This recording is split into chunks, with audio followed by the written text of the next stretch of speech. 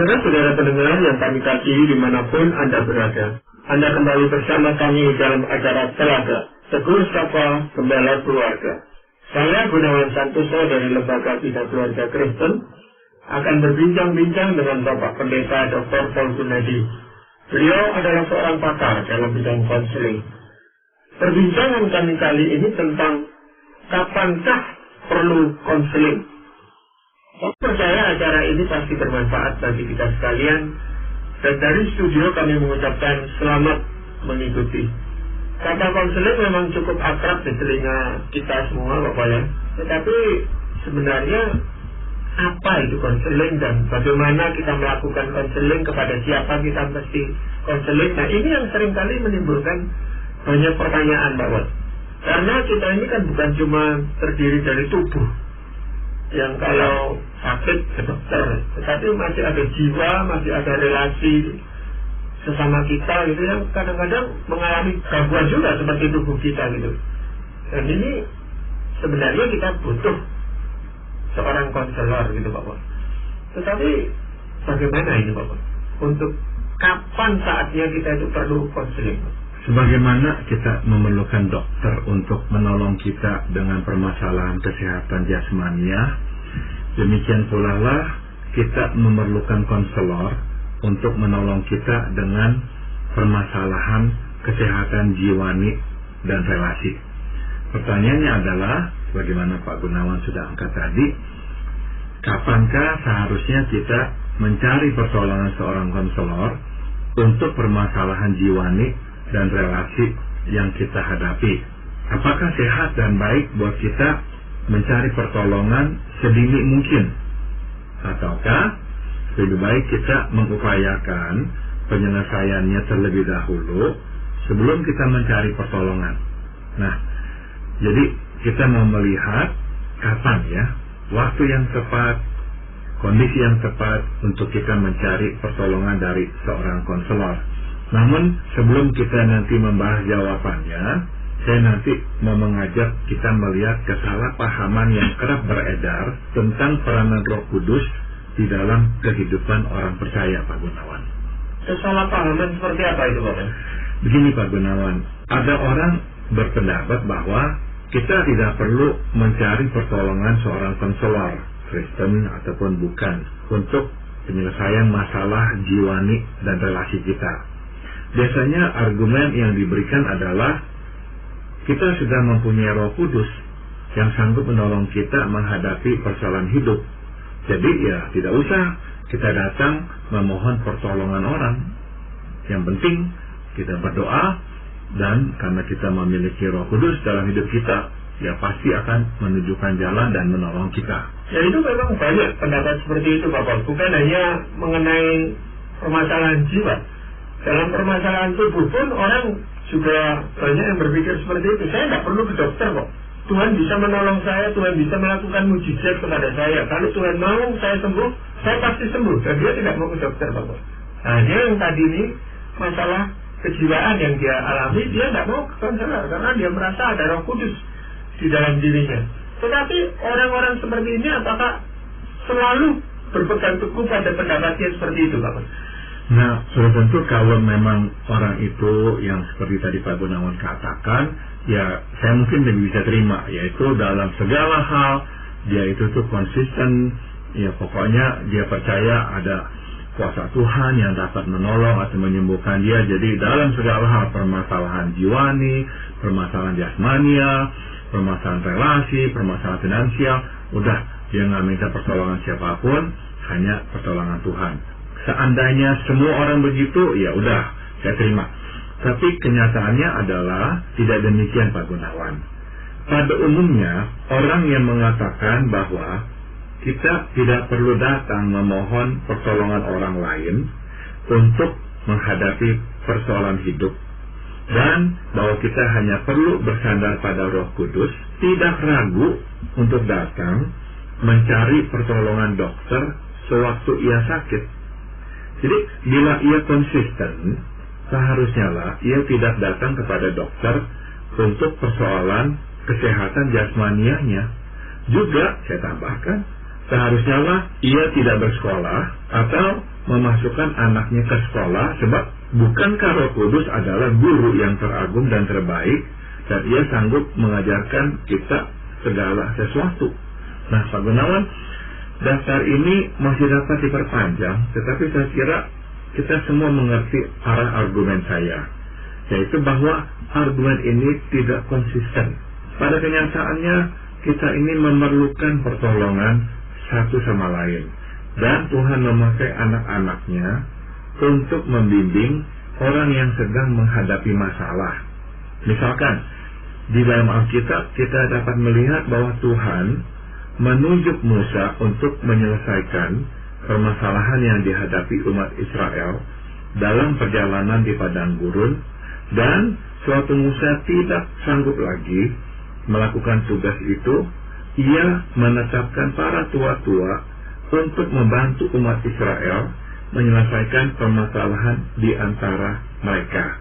Kita pun tahu bahwa raja seperti Daud juga mempunyai konselor, bukan satu tetapi beberapa, untuk membimbingnya dalam pengambilan keputusan. Bahkan Salomo lewat kitab Amsal dan Pengkhotbah telah berperan sebagai seorang konselor. Melalui kedua buku itu ia membagikan hikmatnya yang begitu bernilai dalam menghadapi persoalan hidup. Dan Paulus di dalam 1 Korintus 12 ayat 8 menempatkan karunia berkata-kata dengan hikmat dan pengetahuan sebagai salah satu karunia Roh Kudus. Singkat kata, Pak Gunawan, tidak salah kita mencari pertolongan orang untuk menolong kita memecahkan masalah jiwani dan relasi yang kita hadapi. Terpenting adalah kita tidak lalai berdoa dan meminta Roh Kudus untuk mengurapi dan memakai konselor untuk menuntun kita ke jalan Tuhan. Kita memohon dan menerima bantuannya, sama seperti kita memohon dan menerima bantuan seorang dokter medis untuk menyembuhkan penyakit kita, dan memohon serta menerima bantuan seorang arsitek untuk membangun rumah kita. Singkat kata, Tuhan memakai kita semua untuk memelihara kesejahteraan hidup dan menolong satu sama lain. Iya. Dan di sini Pak Boleh, konselor itu kan semacam profesi gitu ya Pak Boleh, atau memang profesi. Kita mengenal ada yang namanya psikolog, ada yang namanya psikiater, ada yang namanya ya konselor. Pendeta pun bisa menjadi konselor, Bapak. Ini bedanya seperti apa, Bapak? Istilah konselor atau konseling memang adalah istilah yang lebih mendasar ya. Istilah ini memang mencakup menasihati, menguatkan, menghibur, menolong, membuka wawasan, menumbuhkan. Nah, itu adalah bagian dari proses mengkonseling atau menolong orang. Nah, ini bisa dilakukan oleh tentu seorang psikolog yang terlatih di dalam ilmu jiwa. Ini bisa dilakukan juga oleh seorang psikiater yang adalah seorang dokter medis yang kemudian mendalami ilmu jiwa. Atau ini juga dapat dilakukan oleh seorang pendeta yang memang dalam pembinaannya untuk menjadi seorang hamba Tuhan juga diwajibkan mengambil mata kuliah yang berhubungan dengan ilmu jiwa. Nah, jadi ini semua dapat dilakukan oleh orang-orang yang Pak Gunawan sebut itu. Namun, ya, yang dilakukan itu di dalamnya adalah konseling, yaitu memberikan dorongan, menguatkan, mengarahkan, menolong orang, memecahkan persoalannya. Nah, ini kan kebanyakan masalah-masalah yang buat seseorang itu menjadi rahasia dia gitu Pak Boleh. Entah itu di dalam keluarga, entah mengenai pribadinya gitu. Nah, ada orang yang mau datang ke konselor ini yang khawatir kalau masalahnya ini nanti diketahui oleh orang banyak gitu loh Pak Pol. Ini bagaimana Pak? Nah, seharusnya tidak khawatir karena kami akan merahasiakan apa yang orang sampaikan. Jadi, saya tidak akan, atau para konselor atau psikolog atau psikiater tidak menceritakan masalah-masalah yang didengarnya di dalam kapasitasnya sebagai seorang konselor atau seorang pendeta atau seorang psikiater atau seorang psikolog. Jadi ada semacam kode etik gitu bagi mereka, Pak? Betul. Jadi kalaupun mau dibicarakan sebagai contoh kasus atau studi secara umum saja dan sama sekali tidak menyebut data-data pribadi supaya identitas orang tersebut tidak diketahui. Jadi memang kita mau berusaha menjaga ya kerahasiaan itu. Nah ini sekarang kita tiba pada kapan itu kita itu butuh pergi ke seorang konselor, Pak Bos? Pada prinsipnya kita mencari pertolongan konselor bukan tatkala kita menghadapi problem, tetapi pada waktu kita tidak dapat menyelesaikan problem secara sehat dan tepat. Nah, jadi saya ini mau menggarisbawahi ini sebab tidak benar juga dan tidak sehat juga kalau orang begitu menghadapi problem langsung cari seorang konselor. Tidak ya, dia mesti juga belajar menghadapinya. Nah, kapankah kita mencari pertolongan dari seorang konselor tatkala kita tidak dapat menyelesaikan problem secara sehat dan tepat?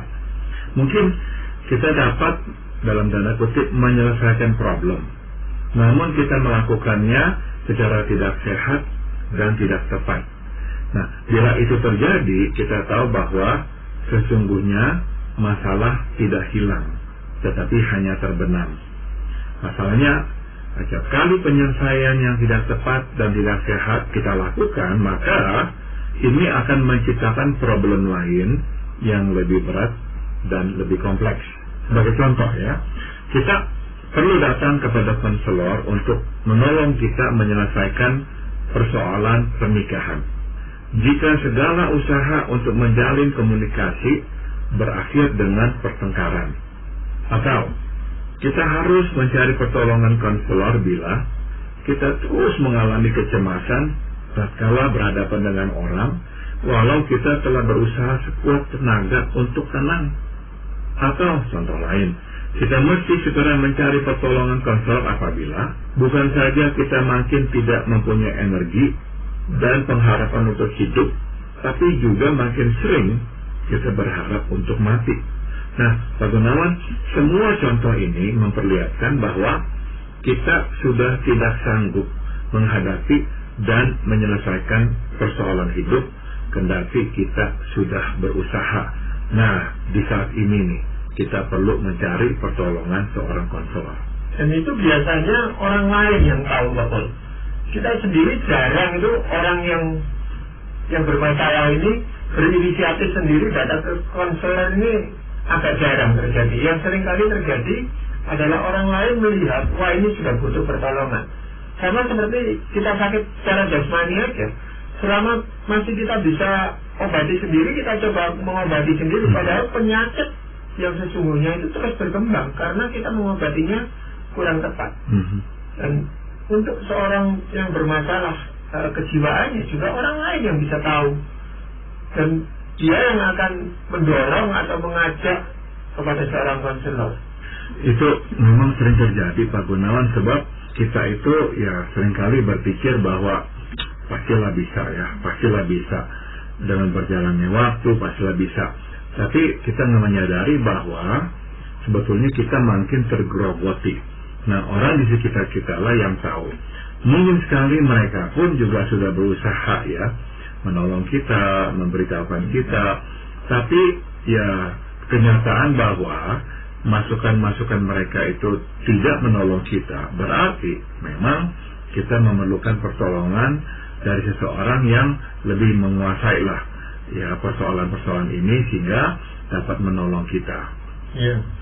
Selain itu, apa Pak yang perlu kita perhatikan untuk datang mencari pertolongan kepada konselor?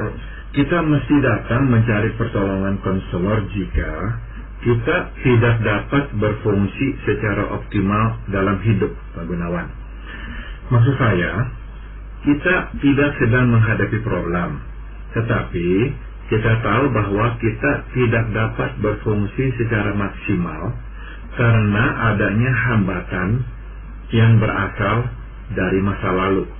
Singkat kata, kita dikendalikan bukan oleh masa depan, tetapi oleh masa lalu.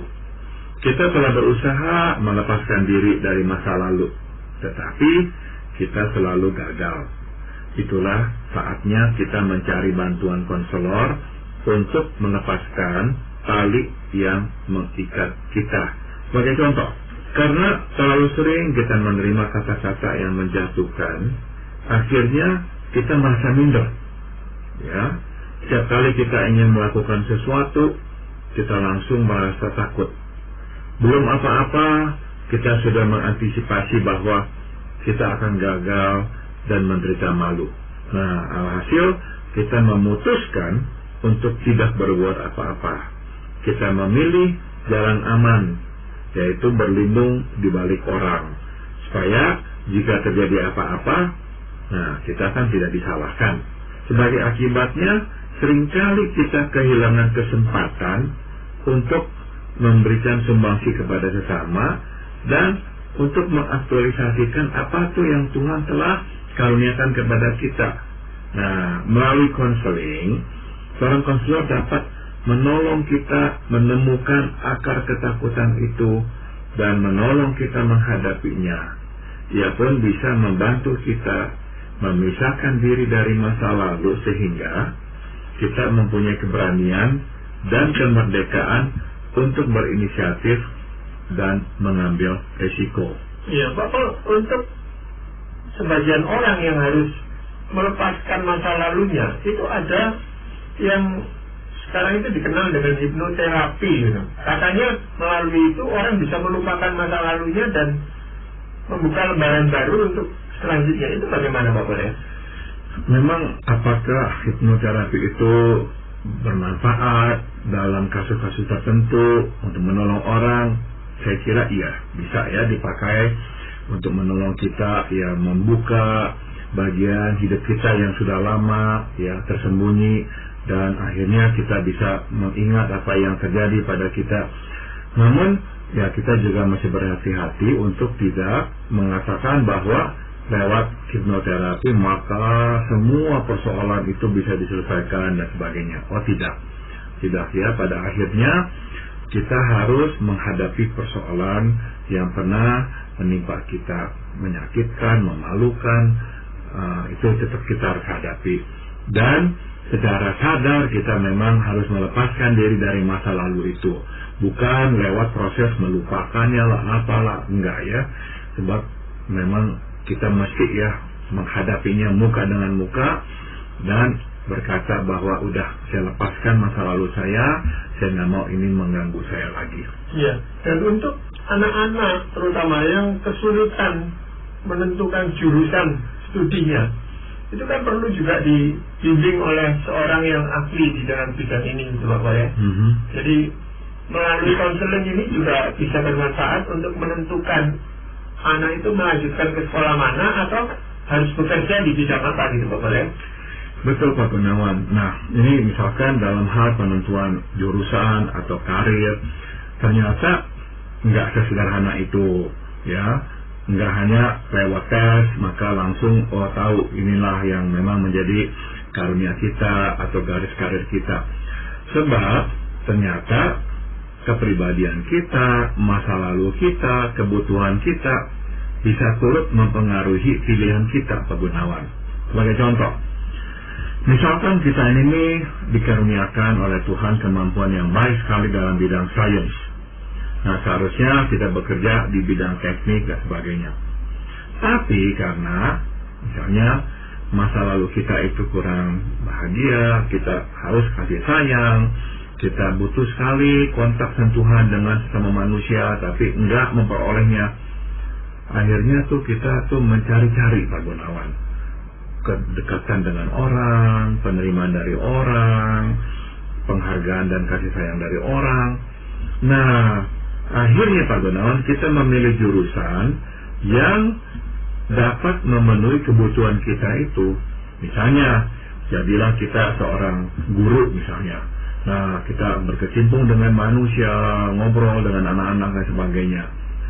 Nah, masalahnya adalah kalau sesungguhnya itu bukan karunia kita yang utama, itu hanyalah sebetulnya untuk memenuhi kebutuhan kita, sampai satu titik Pak Gunawan, kita akan merasa jenuh. Kita nggak merasakan itu adalah pekerjaan yang mengisi kita, menyegarkan kita, memberikan kepada kita kekuatan lagi untuk melakukannya. Justru kita merasa makin hari, makin terkuras tenaga kita, makin tidak termotivasi kita ini. Nah, lewat konseling, seorang konselor dapat memperlihatkan bahwa ternyata kenapa engkau kok tertarik ke arah pelayanan atau ke arah pendidikan, itu karena memang ya untuk memenuhi kebutuhanmu. Maka setelah kamu melakukannya untuk satu urun, engkau itu tuh udah kehilangan motivasi dan minat, karena memang itu bukan bidang utamamu. Nah, jadi kita melihat Pak Gunawan, ternyata masalah, pengalaman yang kurang menyenangkan dalam hidup bisa akhirnya tuh menutupi garis karir kita, melencengkan karir kita, sehingga akhirnya kita salah memilih jurusan.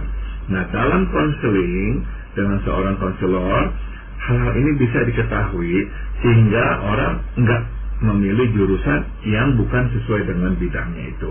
Jadi bukan hanya untuk menyembuhkan yang sakit Pak Balil, ini untuk memaksimalkan potensi yang ada dalam diri seseorang itu supaya dia bisa melakukan sesuatu yang berguna bagi masyarakat dan memuliakan nama Tuhan, gitu Pak Balil. Betul Pak Gunawan. Jadi perlu nggak konseling? Nah, salah satunya adalah ini. Jikalau kita ini tidak lagi hidup optimal, nah perlulah datang konseling sehingga tali-tali yang mengikat kita itu bisa dilepaskan sehingga kita bisa hidup lebih optimal. Iya. Selain itu kita perlu datang mencari pertolongan kapan itu Pak? Kita perlu datang mencari pertolongan konselor Kristen apabila kita terus bergumul dengan dosa tertentu, sehingga kita tidak dapat bertumbuh secara rohani. Sebagai contoh ya Pak Gunawan, kita tahu bahwa kita harus lebih dapat mengendalikan emosi, tetapi kita terus jatuh di dalam dosa kemarahan. Sebagai akibatnya, bukan saja relasi kita dengan sesama terganggu, relasi kita dengan Tuhan pun terganggu. Kita sering merasa bersalah karena sekali lagi di dalam kemarahan kita melukai hati sesama dan Tuhan. Nah, seorang konselor Kristen dapat menolong kita melihat masalah bukan saja dari sudut rohani, tetapi juga jiwani.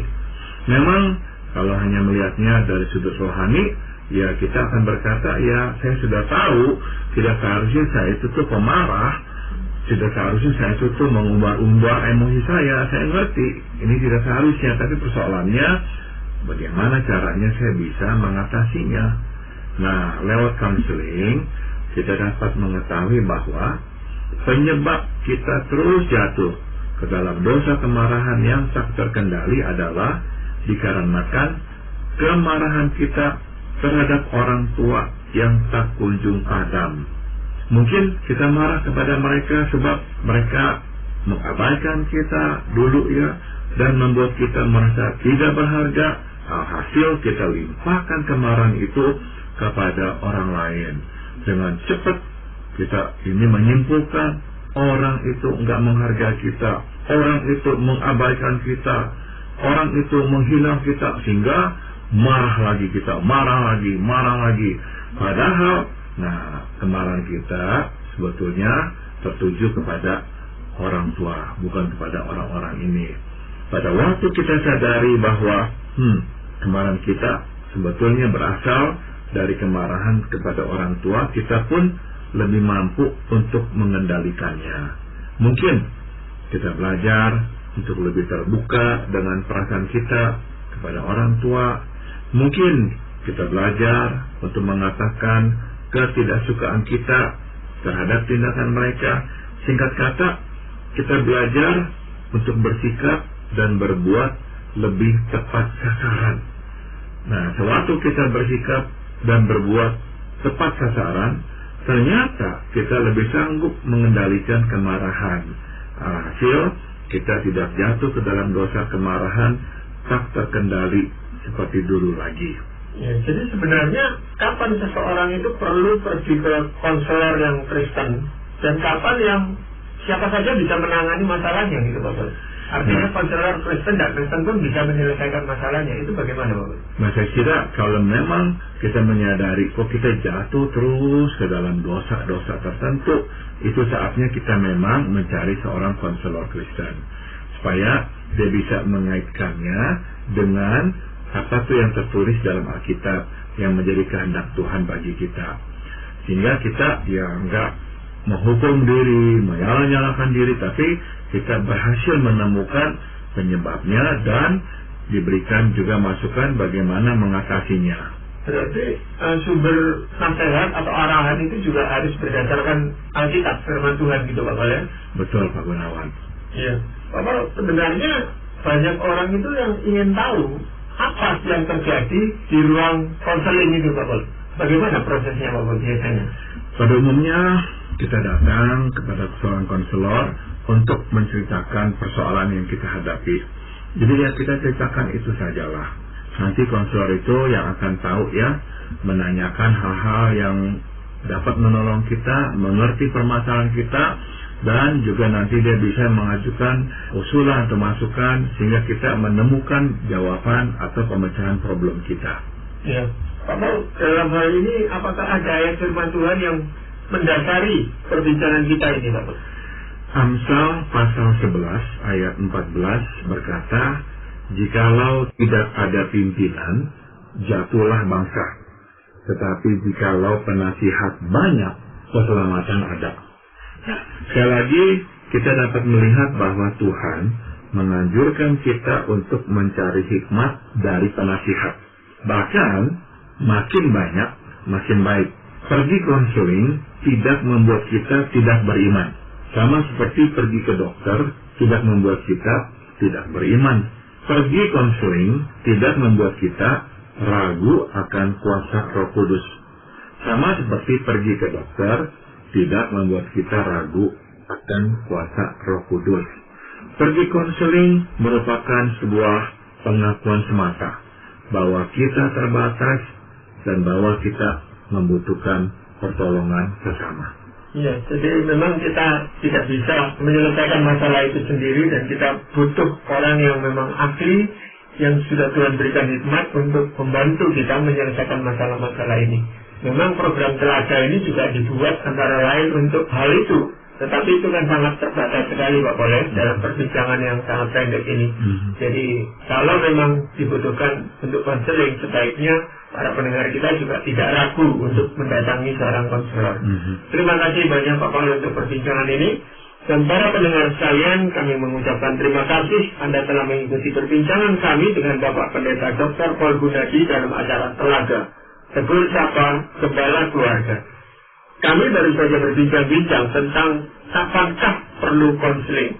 Bagi Anda yang berminat untuk mengetahui lebih lanjut mengenai acara ini, silakan menghubungi kami lewat surat. Alamatkan surat Anda ke Lembaga Bina Keluarga Kristen ABN PKK, Jalan Cimanuk 56, Malang. Kami juga mengundang Anda mengunjungi situs kami di www.telaga.org. Saran-saran, pertanyaan, serta tanggapan Anda sangat kami nantikan.